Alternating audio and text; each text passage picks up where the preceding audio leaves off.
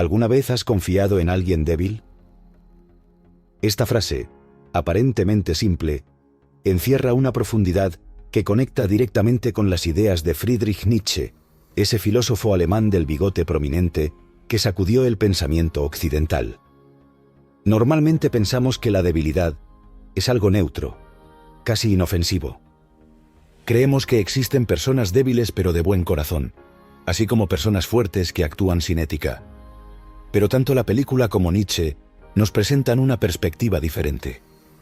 La debilidad como algo fundamentalmente problemático, casi incapaz de inspirar confianza. Cuando te detienes a reflexionar, resulta evidente cuán a menudo la debilidad nos frena, nos limita, nos impide avanzar en la vida. Para Nietzsche, la debilidad no era simplemente una característica que se pudiera ignorar. Tenía una faceta peligrosa, una incapacidad de ser sincero consigo mismo y con el mundo. Prepárate para una nueva visión sobre fuerza y debilidad, una perspectiva que podría cambiar la forma en que ves tus propias decisiones e incluso tus relaciones. Vamos a explorar por qué, para Nietzsche, la debilidad va de la mano con la infelicidad, por qué la verdadera bondad solo nace de la fuerza, y cómo la honestidad es la clave de todo esto. Es importante recordar que lo que presento aquí es solo un fragmento de las complejas ideas nietzscheanas sobre la debilidad, seleccionando aspectos que tienen sentido en nuestro contexto actual y que pueden estimular una reflexión más profunda. Todo comienza con la noción fundamental de Nietzsche. La debilidad es, en esencia, una forma de deshonestidad. Para ilustrar esto, viajemos a otra historia, esta vez literaria. En Noches Blancas, de Dostoyevsky, el protagonista se enamora perdidamente de una joven llamada Nastenka. Pasan varias noches juntos, conversando sobre la vida, y ella le confiesa que está enamorada de otro hombre que aparentemente la ha abandonado. Con el tiempo, Nastenka parece encariñarse con nuestro narrador, hasta el punto de considerar quedarse con él, pero en el último instante, su antiguo amor reaparece y ella corre hacia él, dejando a nuestro protagonista solo y devastado. Lo verdaderamente interesante aquí es cómo el narrador intenta convencerse a sí mismo de que está en paz con la situación. Se dice que al menos ella es feliz ahora, pero en el fondo, todavía hay un deseo y un dolor no resuelto. Esta historia ilustra perfectamente lo que Nietzsche quiere decir con debilidad y la deshonestidad que la acompaña. No se trata de carecer de fuerza física o de ser inseguro. Se trata de no poder ser honesto con los propios sentimientos, incluso cuando duele. Para Nietzsche, la verdadera debilidad es no ser capaz de actuar conforme a la propia voluntad, dejar que las circunstancias y los deseos no realizados controlen nuestra vida. Esta visión de Nietzsche sobre la debilidad y la deshonestidad impregna varias de sus obras, especialmente Así habló Zaratustra y Más allá del bien y del mal.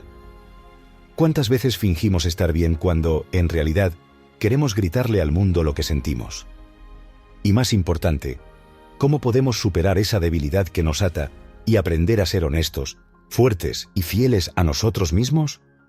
Nietzsche aborda la debilidad de manera distinta en diferentes contextos, y uno de los más comunes es la debilidad de quien tiene un objetivo pero, por alguna razón, no puede alcanzarlo, como Napoleón, que a pesar de su poder y determinación, no logró crear el imperio glorioso que deseaba.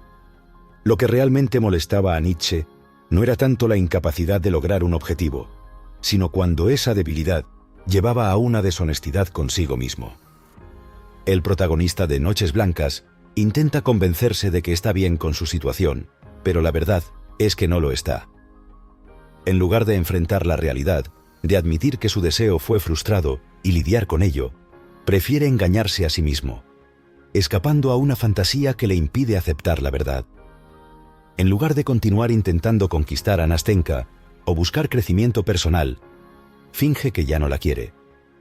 Esto, para Nietzsche, refleja la incapacidad de superarse a sí mismo y dirigir la propia voluntad. Nietzsche creía que, en el extremo, esta debilidad podía transformarse en resentimiento y amargura.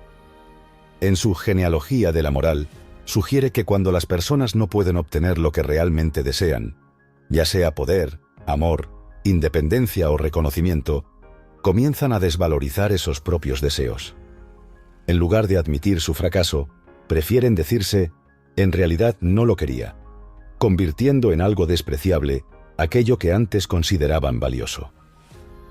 Un ejemplo clásico de este resentimiento es el famoso arquetipo del chico bueno en Internet, ese sujeto que declara su amor, exalta todas las cualidades de la persona que desea y enfatiza que es diferente de los otros chicos.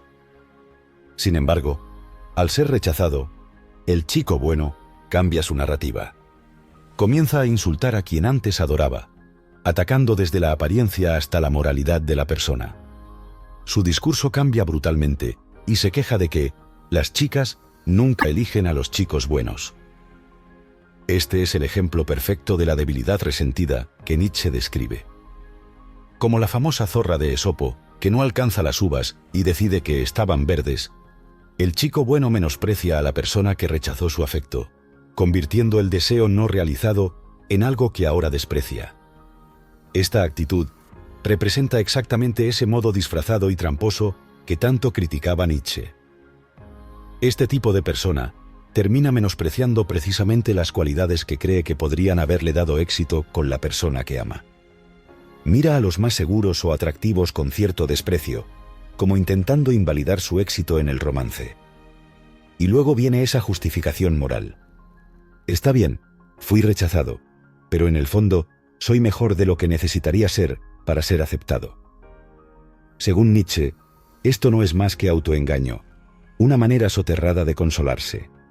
Esta dinámica del chico bueno, con el objeto de su afecto, resume perfectamente lo que Nietzsche observaba en las actitudes de las personas más frágiles cuando están en grupo. En lugar de ir tras lo que realmente desean, estas personas prefieren menospreciar esos deseos y señalar con el dedo a quienes los realizan, llamándolos equivocados o inmorales. Nietzsche detestaba este comportamiento porque creía que obligaba a aquellos que podrían alcanzar la satisfacción a sofocar su propia voluntad, solo para evitar el juicio y la desaprobación de los demás. Y lo peor es que esto se convierte en un ciclo sin fin. La fuerza y la capacidad de alcanzar metas son vistas como algo condenable, mientras que la búsqueda por superarse a sí mismo y dominar la propia voluntad acaba perdiéndose, creando cada vez más personas resentidas e insatisfechas. Hasta aquí, solo hemos hablado de las debilidades externas, pero Nietzsche va mucho más allá. Explora también las debilidades internas, aquellas que nos frenan desde dentro. Entre ellas, Nietzsche habla sobre la incapacidad de buscar sin culpa los propios deseos, sin apegarse a estándares de moralidad impuestos y sin pensar siempre en el bienestar de los demás.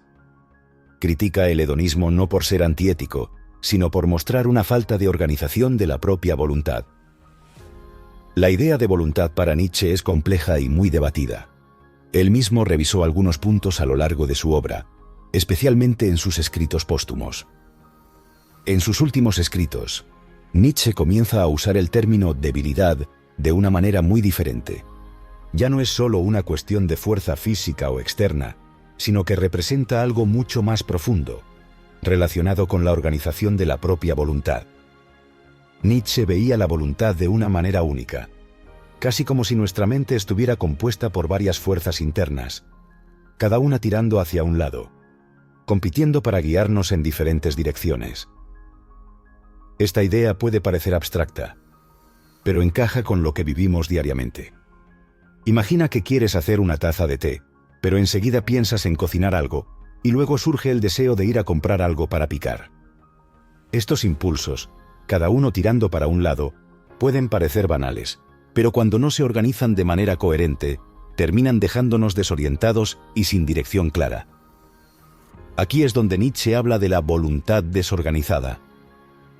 Cuando no podemos coordinar nuestros deseos y actuar con enfoque, quedamos paralizados, sin poder dar pasos firmes en la dirección que queremos.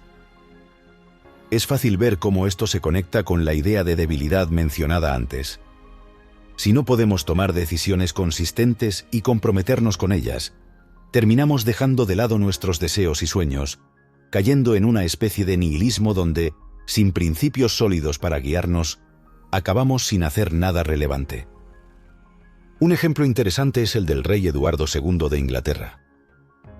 Aunque tenía una fuerza bruta inmensa y todo el poder del trono, su mente era inestable y fácilmente influenciada por los favoritos de la corte. Oscilaba tanto que, eventualmente, esa inconsistencia lo llevó a perder la corona y, trágicamente, la vida. Un rey con poder pero sin control sobre su propia voluntad fue derribado por su propia debilidad. Otro punto importante en la filosofía de Nietzsche es su concepto de compromiso. En Así habló Zaratustra, habla de la última etapa del Übermensch, superhombre, que él llama niño, simbolizando la capacidad de crear y seguir valores propios. En esta etapa, el Übermensch define su propio camino y evita tanto el nihilismo de la inacción como el de la dispersión, donde la voluntad se divide tanto que no se compromete con nada, perdiéndose en mil direcciones. Nietzsche no solo hablaba sobre cómo fortalecerse, sino sobre cómo dar sentido y dirección a nuestra voluntad para vivir de acuerdo con aquello que verdaderamente elegimos. Esta idea de debilidad tiene una relación fuerte con el concepto de superación de uno mismo. A primera vista, parece complicado porque Nietzsche explora el término de varias maneras, pero básicamente se refiere a la capacidad de la voluntad para alinearse y seguir una dirección única, imponiendo fuerza sobre sí misma. Nietzsche usa los términos poder y debilidad de manera distinta a la habitual. Poder no es solo alcanzar objetivos, es también vencer resistencias, especialmente las internas. Es mantener la voluntad firme y direccionada, como una intención inquebrantable. El personaje Malenkov, en La muerte de Stalin, ilustra lo contrario. Alguien sin voluntad firme, que cambia de lado según quien hable con el último. Su voluntad no es propia, pertenece a quien lo influenció más recientemente.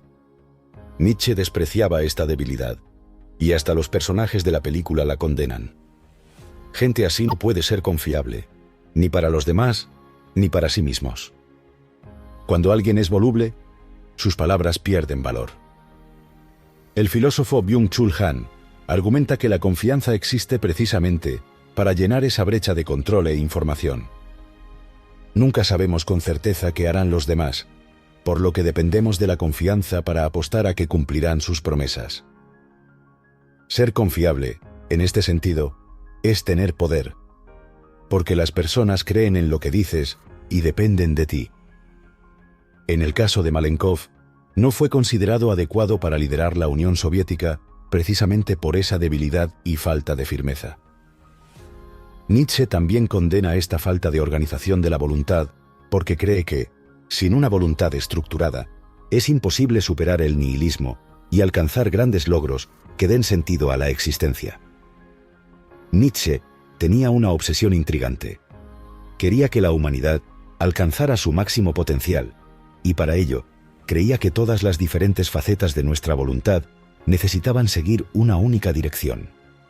Según él, es imposible llevar una vida realmente significativa si nuestra voluntad no es tanto fuerte como alineada bajo nuestro control. Esto no es solo un razonamiento práctico. Sin esa consistencia, las personas difícilmente confiarán en nosotros, lo cual hace que nuestros objetivos sean más difíciles de alcanzar. Pero hay una cuestión filosófica más profunda.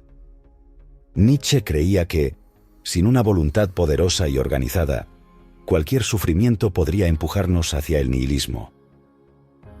Con esto en mente, vamos a sumergirnos en una de las posturas más polémicas de Nietzsche, su visión de que la compasión humana no es tan inocente como parece. Para él, este sentimiento puede ser, en muchos casos, desastrosamente destructivo. En general, se nos incentiva a ser compasivos desde temprana edad, a cuidar de quienes están en situaciones más frágiles. Pero Nietzsche, al contrario de lo que muchos piensan, no promovía una postura cruel o de abuso de poder.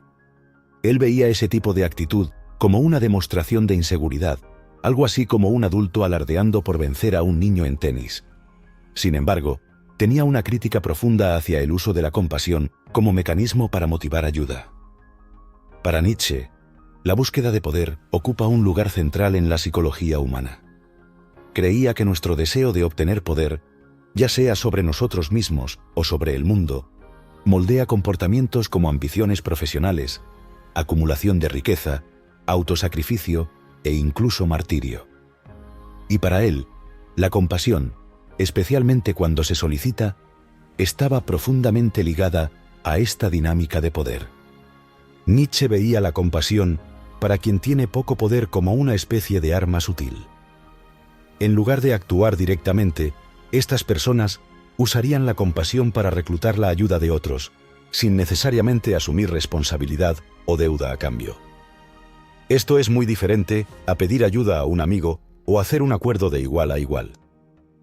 En la visión de Nietzsche, las personas que piden piedad sin dar algo a cambio terminan posicionándose como indefensas, casi infantiles, como si dijeran: no puedo hacer nada por mí mismo, así que alguien necesita hacerlo por mí. Esto, para Nietzsche, es una forma de deshonestidad, y él creía que la naturaleza valora profundamente la honestidad en las relaciones. Un ejemplo podría verse en alguien que provoca a personas más fuertes y cuando recibe una respuesta contundente, dice: «Oh, no me pegues, soy solo un pobre desdichado, y hoy es mi cumpleaños».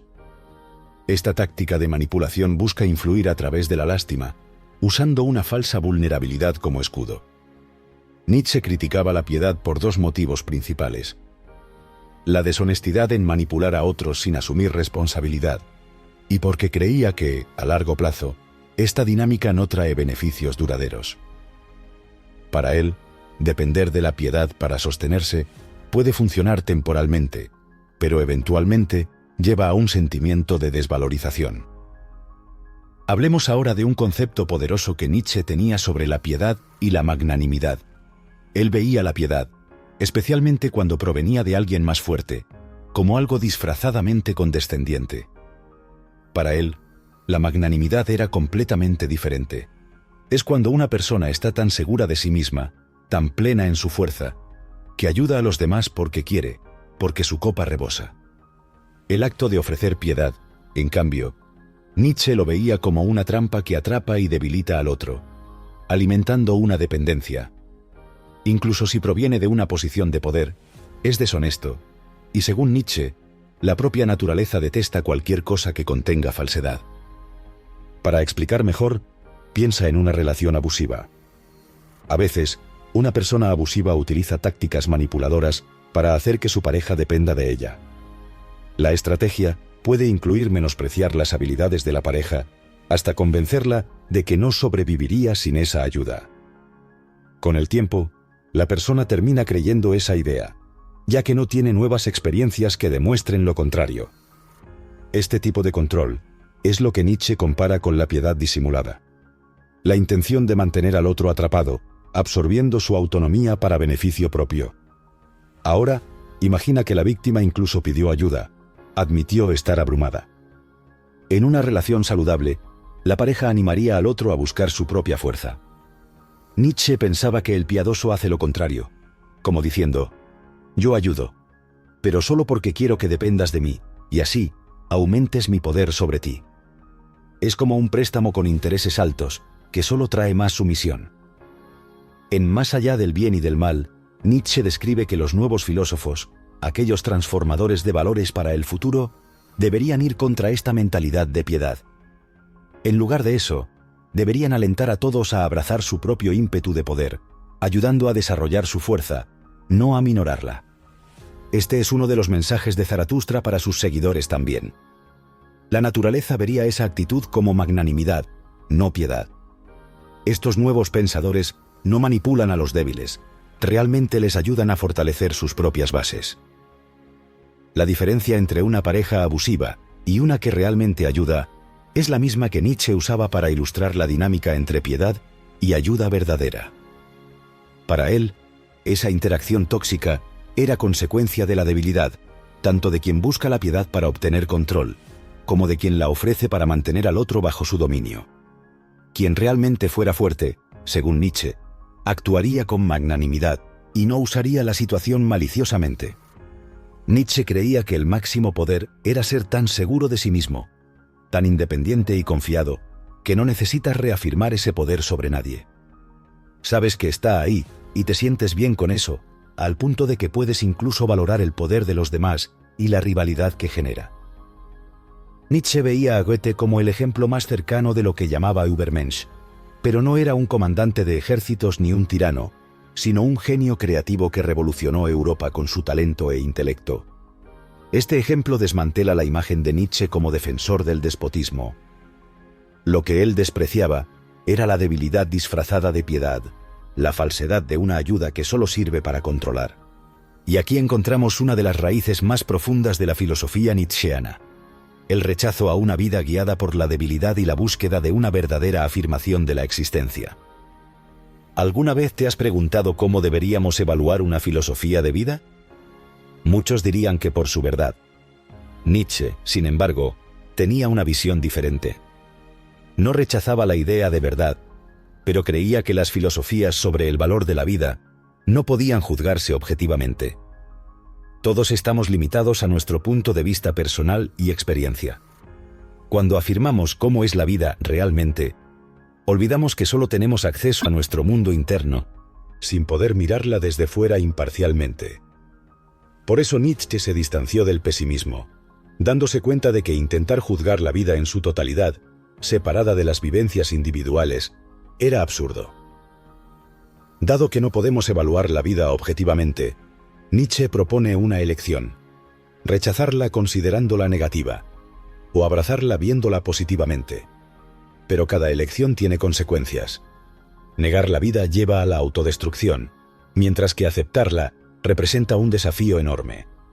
Aquí Nietzsche introduce el concepto de amor fati, amor al destino.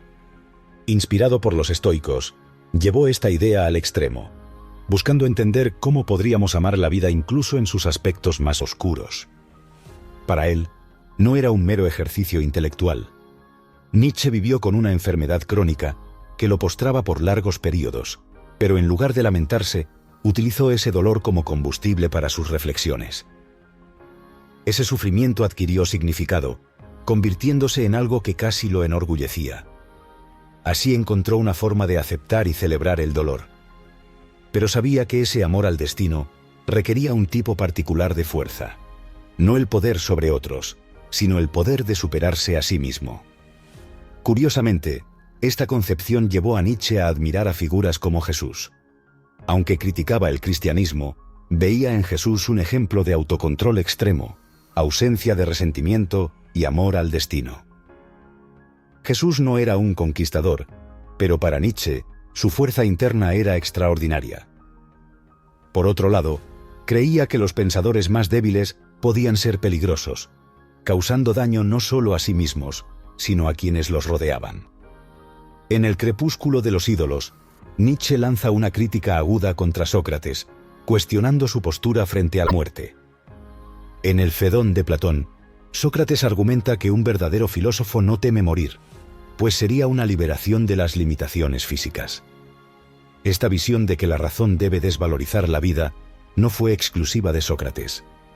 Schopenhauer también la defendió, describiendo la existencia como un peso casi insoportable. Nietzsche probablemente criticaría el movimiento antinatalista actual de la misma forma, pues sugiere que no vale la pena iniciar una vida por el sufrimiento inevitable que conlleva. Para él, estos pensamientos son señales de debilidad, una rendición disfrazada de filosofía, lo opuesto al amor fati. En lugar de abrazar la vida tal como es, estas filosofías promueven un distanciamiento intelectual, como si la vida fuera algo a evitar. ¿Por qué importa esto? Nietzsche creía que esta forma de pensar, al propagarse en una sociedad, actúa como un veneno que corroe sus valores y debilita a sus integrantes, llevándolos a la decadencia. Veía esta misma dinámica en el cristianismo, especialmente en la versión de San Pablo, que exaltaba la castidad y la abnegación. Aunque admiraba a Jesús, Nietzsche criticaba la idea de ver esta vida solo como preparación para algo mayor en el más allá, vaciando el valor del presente en favor de una esperanza futura. Al negar nuestros impulsos básicos, Nietzsche creía que nos desconectábamos de lo que nos hace estar vivos y fuertes. Veía esta negación como un robo de nuestra energía vital, ese instinto que nos impulsa a luchar y vivir plenamente. Y en su visión, las filosofías creadas por aquellos a quienes consideraba débiles terminaban propagando esa misma debilidad, en una dinámica de «la miseria adora la compañía». Aquellos que se sienten debilitados tienden a arrastrar a otros hacia esa misma visión limitada. Una manera de propagar esta debilidad es usar la moralidad como arma, pero otra es difundir la idea de que la vida misma no vale tanto. Y si creemos que la vida carece de valor, ¿qué nos impulsa a disfrutarla, a buscar significado o a luchar por lo que queremos? Nietzsche creía que ciertas filosofías de debilidad, que rechazaban la vida, contribuían a un nihilismo pasivo y a una insatisfacción constante. Para él, estas ideas no eran filosofías legítimas, sino enfermedades del espíritu. Aunque no concuerdo completamente con su interpretación de Sócrates, veo verdad en su crítica general. En muchos ambientes existe cierta resistencia a mostrar entusiasmo por la vida o por lo que se sale de los estándares establecidos. Ser optimista en algunos círculos se ve con desconfianza, y una persona con actitud alegre acaba etiquetada de ingenua. Esta postura va más allá de culturas específicas y se refleja en pequeños grupos sociales, donde a menudo basta una persona cínica para influir en todo el ambiente. Nietzsche observaba esto con preocupación, creyendo que las filosofías pesimistas prosperan porque algunas personas no son lo suficientemente fuertes para enfrentar los aspectos difíciles de la vida. Para él, cuando un pesimista presenta su visión del mundo, no está describiendo la realidad, sino proyectando su propia debilidad. Su crítica a la debilidad se resume en esto: no le molestaría tanto si estos individuos mantuvieran sus opiniones para sí mismos, pero creía que propagaban sus ideas con resentimiento y envidia, intentando convencer al mundo de que nadie debería valorar tanto la vida. En su visión, eran como cangrejos en un balde, impidiendo que alguien escape y encuentre algo mejor. Es por eso que despreciaba la debilidad, considerándola no solo triste o frustrante, sino verdaderamente peligrosa. ¿Y tú? ¿Hasta qué punto estás de acuerdo con Nietzsche? ¿Crees que la debilidad es realmente tan perjudicial como él sugería? ¿O piensas que hay valor en reconocer nuestras limitaciones? ¿Es posible equilibrar la aceptación de la vida con sus dificultades sin caer en el nihilismo que tanto temía el filósofo? La invitación queda abierta para reflexionar sobre estas ideas que, más de un siglo después, siguen desafiándonos a examinar cómo vivimos y qué valores elegimos defender.